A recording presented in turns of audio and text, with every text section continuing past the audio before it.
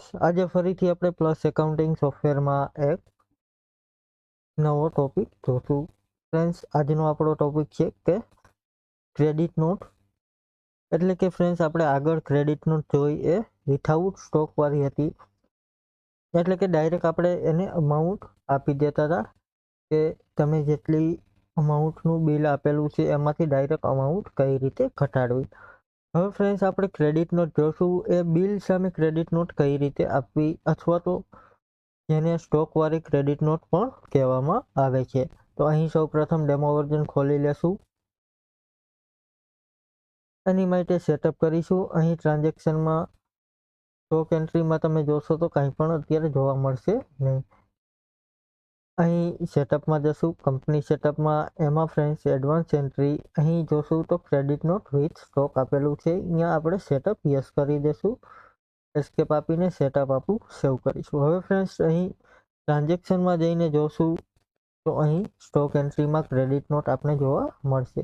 હવે friends, credit not કેને આપવામાં આવે છે, એટલે કે ફ્રેન્ડ્સ, આપણે જે પાર્ટી પાસેથી ખરીદી કરી હોય તો એ પાર્ટીને આપણે સેલ રિટર્ન કરી, અથવા તો એમાંથી અડધા જેટલો માલ રિટર્ન કરી, અથવા તો એની ડિફેન્સરી પ્રોડક્ટના લીધે આપણે માલ રિટર્ન કરી છીએ, તો સામેવાળી પાર્ટી આપણે ક્રેડિટ નોટ આપે, પરંતુ એ આપણી ડેબિટ નોટ થાય. એવી જ રીતે આપણી પાસે કોઈ માલ ખરીદવો હોય અને આપણે એ માલ રિટર્ન કરે તો આપણે તેને સામે ક્રેડિટ નોટ આપવાની થાય. અહીં ક્રેડિટ નોટ લેશું. અહીં ફ્રેન્ડ્સ ન્યૂ કરીશું. અહીં કઈ પાર્ટીને તમારે ક્રેડિટ નોટ આપવાની છે એ પાર્ટી નામ લઈ લેશું. અહીં અત્યારે આપણે અધિક લઈ લેશું. અહીં ફ્રેન્ડ્સ તમને પૂછશે કે એડજસ્ટ તમારે કેની સામે કરવાની છે. બિલ સામે એડજસ્ટ કરવાની હોય તો ઇન્વોઇસ લેશું. એકાઉન્ટ સામે એડજસ્ટ કરવાની હોય તો અહીં એકાઉન્ટ લેશું. અહીં અત્યારે ઇન્વોઇસ લઈ લેશું. હવે ફ્રેન્ડ્સ, તમે જેટલા ઇન્વોઇસ ક્રિએટ કરેલા હશે એ તમને અહીં જોવા મળશે. અહીં GB1 સામે તમારે ક્રેડિટ નોટ એડજસ્ટ કરવાની છે તો GB1 લઈ લેશું. ટેબ આપીશું. અહીં વાઉચર ડેટ આપેલી છે, ત્યાર પછી વાઉચર નંબર નાખી દેશું. અહીં તમને તેનું રીઝન પૂછવામાં આવે છે કે કેમ ક્રેડિટ નોટ આપવી છે, તો અહીં તમે રીઝનમાં ગમે તે લઈ શકો. અહીં આપણે લેશું ડિફેન્સરી ઇન સર્વિસ અથવા તો સેલ્ફ રિટર્ન. અહીં ડિફેન્સરી ઇન સર્વિસ લઈ લેશું. અહીં ટાઈપ લેશું. તો અહીં ટાઈપમાં તમને પૂછશે કે તમે જે ખરીદી કરેલો માલ છે એમાં શું છે, એક્સપાયરી આવી ગઈ છે, નોન મૂવિંગ છે, એટલે કે માલ તમારે સેલ થતો નથી. ત્યાર પછી બ્રેકરેજ છે, રિપ્લેસ છે, રેટ ડિફરન્સ છે, ત્યાર પછી જનરલ. સામાન્ય હોય તો અહીં જનરલ લેવાનું રહેશે. અહીં અત્યારે આપણે નોન મૂવિંગ લેશું. અહીં તમને પૂછશે કે સ્ટોક ઇફેક્ટ આપવાની છે તો અહીં યસ કરીશું. અહીં ફ્રેન્ડ્સ સૌપ્રથમ આપણે GB1માં જોઈ લેશું કે ખરીદીમાં શું છે. સોરી ફ્રેન્ડ, વેચાણમાં જોઈ લેશું કે GB1માં શું આપણે સેલ કરેલું છે. અહીં કેશ એકાઉન્ટ છે, CPU વેચેલા છે.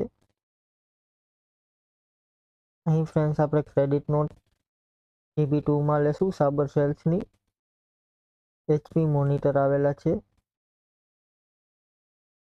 અહીં ફ્રેન્ડ્સ પાર્ટીમાં આપણે સાબર સેલ્સ લઈ લેશું. અહીં ઇન્વોઇસ લેશું. અહીં GB2 લઈ લેશું.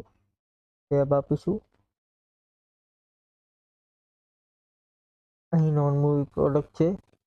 ત્યાર પછી સ્ટોક ઇફેક્ટમાં યસ રાખીશું. અહીં HP મોનિટર છે. 5 ક્વોન્ટિટી આપણે રિટર્ન કરીએ છીએ. રેટ આવી જશે, અમાઉન્ટ આવી જશે. રિમાર્ક્સમાં તમારે કંઈ પણ લખવું હોય તો અહીં તમે ડાયરેક્ટ રિમાર્ક્સમાં લખી શકો. અહીં આપણે લખી શકીએ ડેમેજ. એન્ટર આપીશું.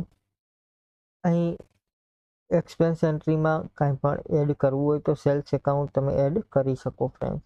અહીં આપણે સાબર સેલ્સ લઈ લેશું. ઓકે કરીશું. ટેબ આપીશું. અહીં ઓકે કરી અને તેની પ્રિન્ટ પણ આપણે જોઈ લેશું. અહીં પ્રિન્ટરમાં સ્ક્રીન કરીશું જેથી તમને જોવા મળે.